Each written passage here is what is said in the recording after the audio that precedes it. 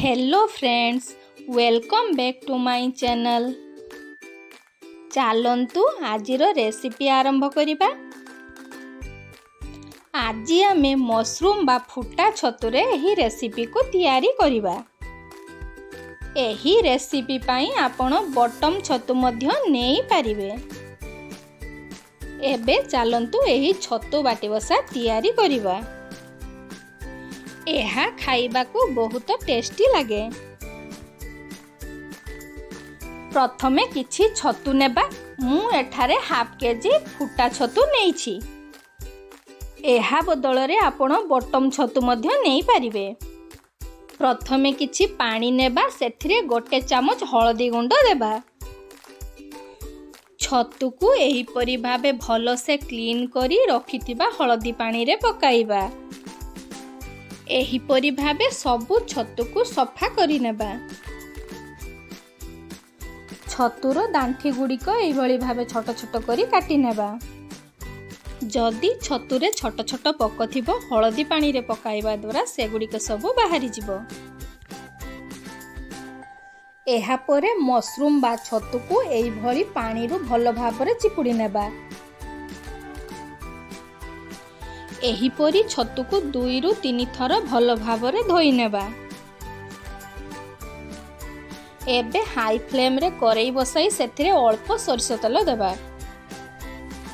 एहा परे छतु को करेई रे देई देबा। सेथिरे हळदी गुंड एवं लूण देई छतुर पानी न सुखिबा पर्यंत संतुली नेबा बा भाजी नेबा।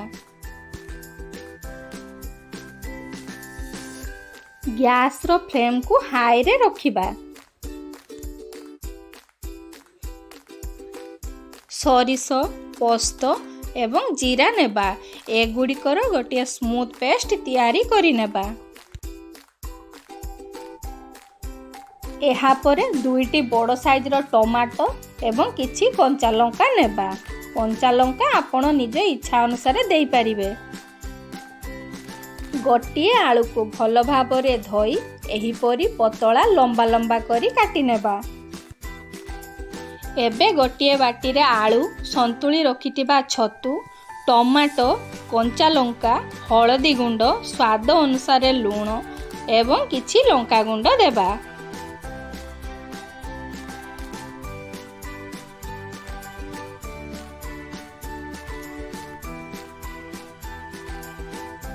एबे एथिरे 4 चामच सरिष तेल देई भलो से मिक्स करि नेबा। वर्तमान रखिथिबा बटा बा पेस्ट को एथिरे देई भलो से मिक्स करि नेबा। एथिरे हाफ गिना पानी ऐड करि नेबा।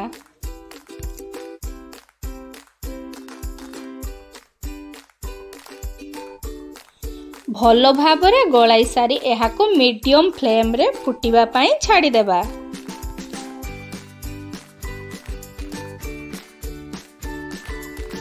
एहा उपरे ढांकुणी देई देबा। आलू सिझी गला परे ढांकुणी को बाहर करि नेबे। एथिरु पानी को सुखिबा पई देबा। एही भली भाबे पानी सब सुखी गले गैस रो फ्लेम को ऑफ करि देबा। वर्तमान प्रस्तुत होई गला खूब कम समय रे छतु बाटी बसा। एहा को निश्चित घरे तैयारी करंतु। जदि आपण माने आमो चैनल को नुआ आसी छंती तेबे प्लीज सब्सक्राइब करंतु।